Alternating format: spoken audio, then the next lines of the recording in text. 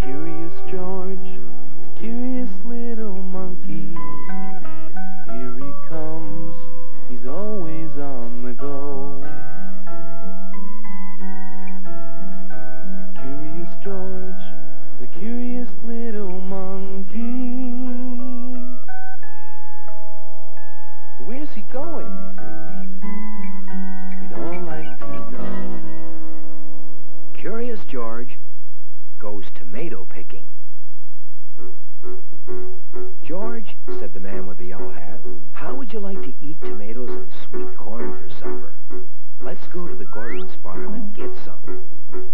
They got into their little blue car and drove off. At the farm, Mr. and Mrs. Gordon were busy selling vegetables. I'd like to buy some tomatoes and corn, said the man with the yellow hat. Yes, sir, said Mr. Gordon. There's plenty of corn, but the tomatoes are almost gone. The rabbits have been at them again. George, said Mrs. Gordon, you may pick what is left of the tomatoes. And she gave him an empty basket. See you later, George, said the man, and don't get into trouble.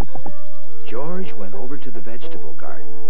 There were rows of corn, cabbage, lettuce, and a few tomato plants.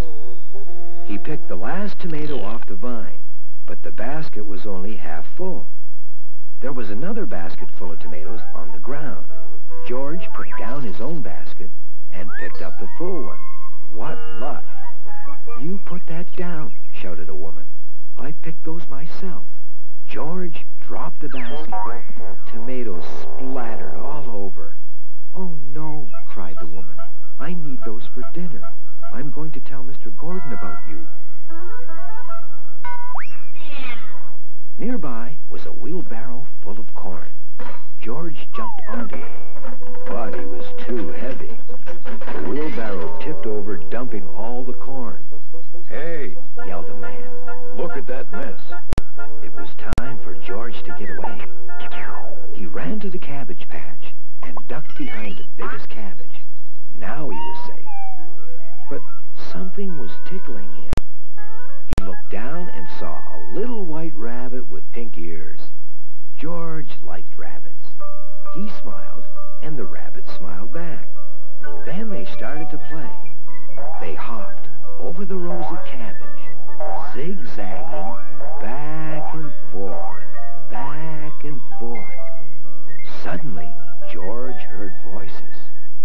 He can't be far from here, said the man with the wheelbarrow. There he is, shouted the woman with the tomatoes, and they both came running over. But George could run faster, and so could the rabbit. The two of them ran through the rows of corn until they came to a high wooden fence. Luckily, there was a small hole at the bottom, just big enough for the rabbit to escape, but too small for George. Just as George was trying to climb over the fence, somebody grabbed his leg. It was the man with the wheelbarrow, followed by the woman with the tomatoes, followed by Mr. Gordon. This is the one who messed up my corn, said the man. And all my tomatoes, too, added the woman. Wait a minute, said Mr. Gordon. There's a hole in the fence. So that's how those rabbits get into my garden. Now I can fix that hole, and I won't have any more trouble with the rabbits. But what about our trouble with this little monkey? Asked the man with the wheelbarrow. Well, said Mr. Gordon, he did help me find that hole. Why don't we let him go this time? Maybe you're right, said the woman. I do have some tomatoes left. And I'll get some more corn, said the man. And I'll make sure George doesn't get into any more trouble, said the man with the yellow hat, who had just joined them. They got in their little blue car and drove off.